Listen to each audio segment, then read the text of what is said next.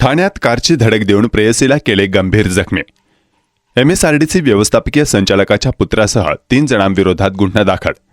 पीडित तरुणीने दिलेल्या तक्रारीच्या आधारे कासारवडवली पोलिसांनी अश्वजित यांच्यासह 3 जणांच्या विरोधात गुन्हा दाखल केला आहे. महाराष्ट्र राज्य रस्ते विकास महामंडळाचे व्यवस्थापकीय संचालक अनिल गायकवाड यांचे पुत्र अश्वजित गायकवाड यांनी प्रेयसीला मारहाण करत कारची धडक देऊन तिला गंभीर जखमी केल्याचा प्रकार उघडकीस आला आहे. पीडित तरुणीने घोडबंदर येथील कासारवडवली भागात घडलेला हा घटनाक्रम समाज माध्यमांवर मांडत न्याय देण्याची मागणी केली आहे. या प्रकरणी पीडित तरुणीने दिलेल्या तक्रारीवरून कासारवडवली पोलिसांनी अश्वजित याच्यासह 3 जणांच्या विरोधात गुन्हा दाखल केला आहे. या गुन्ह्यात अद्याप कोणालाही अटक करण्यात आली नाही. घोडबंदर येथील बागबेळ भागात 26 वर्षीय पीडित तरुणी राहते. ती नवी मुंबई परिसरात सलूनचा व्यवसाय करते. अश्वजित गायकवाड यांच्यासोबत गेल्या 4.5 वर्षांपासून प्रेमसंबंध असल्याचा दावा पीडितेने केलाय. 11 डिसेंबर रोजी पहाटे 4:30 वाजता अश्वजित याने घोडबंदर येथील एका हॉटेलजवळ भेटण्यास बोलवले. तिथे गेल्यानंतर तो बोलला नाही. यावरून झालेल्या वादातून त्याने शिवीगाळ आणि मारहाण केली. त्याचा मित्र रेमिल पाटील यानेही शिवीगाळ केली. त्यानंतर अश्वजितच्या कारमध्ये ठेवलेली बॅग आणि मोबाईल घेत असताना कार चालक सागर शेळके याने कारने धडक दिली. यात उजव्या पायाच्या गुडघ्याच्या खालील हाड मोडले आहे. तसेच शरीरावरही दुखापत झाली आहे असे पीडित तरुणीने तक्रारीत म्हटले आहे. तसेच समाज माध्यमांवरही तिने घडलेला घटनाक्रम मांडत न्याय देण्याची मागणी केली. उजवा पाय तुटला आहे आणि त्याची शस्त्रक्रिया करावी लागली.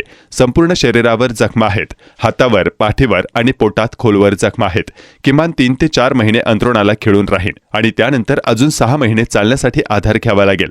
मी कुटुंबातील मुख्य कमवती सदस्य आहे अशी व्यथा तिने समाज माध्यमांवर मांडली. तिच्या तक्रारीवरून कासारवडवली पोलिसांनी या प्रकरणी अश्वजित गायकवाड, रोमिल पाटील आणि सागर साळुंके यांच्यावर गुन्हा दाखल केलाय.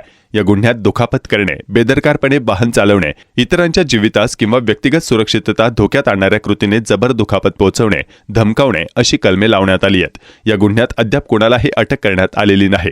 या संदर्भात अश्वजित गायकवाड यांच्याशी संपर्क साधण्याचा प्रयत्न केला पण त्यांची प्रतिक्रिया मिळू शकली नाही. मी अश्वजितला मागील 4.5 वर्षांपासून ओळखते. त्या दिवशी मध्यरात्री आम्ही मित्रांसोबत होतो. त्यावेळी तो मला टाळत होता. तसेच मी त्याला अडवित असताना त्याने गाडी अंगावर घालण्याचा प्रयत्न केला. या अपघातात मला गंभीर दुखापत झाली. मी जो घटनाक्रम दिला तो पोलीस तक्रारीत नमूद नाही. त्यामुळे मला पुन्हा माझा जबाब नोंदवायचा आहे. या प्रकरणात 307 कलमांतर्गत गुन्हा दाखल करायचा आहे असंही पीडित तरुणीने सांगितलं. कासारवडवली पोलीस ठाण्यात भारतीय दंड संविधान कलम 323, 279, 338, 504 आणि 34 अन्वये गुन्हा दाखल करण्यात आला. या गुन्ह्याचा सविस्तर तपास सुरू आहे. तक्रारीत नमूद केल्याप्रमाणे घटनास्थळाचे CCTV फुटेज, साक्षीदार, अन्य बाबींचा आम्ही सविस्तर तपास करीत आहोत. पीडितेने ज्या काही बाबी मांडल्या आहेत त्या समोर आल्यानंतर पुढील कायदेशीर कार्यवाही करण्यात येईल असं अमरसिंह जाधव, पोलीस उपायुक्त परिमंडळ 5 यांनी म्हटलंय. मेरा नाम प्रिया सिंह है और ये जो इंसिडेंट हुआ है इसका जो कल्पिट है वो मेरा बॉयफ्रेंड अश्वजीत